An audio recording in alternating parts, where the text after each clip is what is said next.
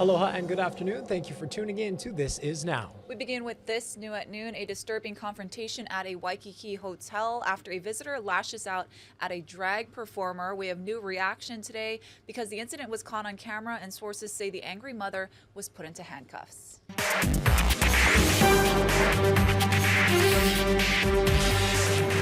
Are you dressed up? Are you a man? Are you a man pretending to be a woman? It happened Sunday morning when an Alohilani resort guest named Beth Bourne said she noticed 3 drag performers inside the lobby making a video and she didn't feel it was appropriate for kids.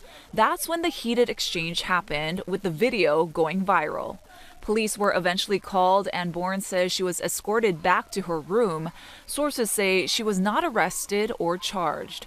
Bourne is now back home in California and says she offers no apologies. My feelings about the drag performers were not that the hotel was hosting them or even filming them, but that they were choosing to do it in a space in the hotel that was being used by families, parents, people with young children, in a space that you would not be able to avoid. She was hell-bent on making sure that that was heard loud and clear and on tape.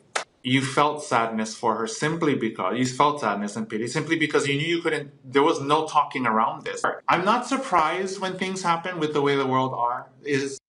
The resort tells us it has a zero-tolerance policy for discrimination.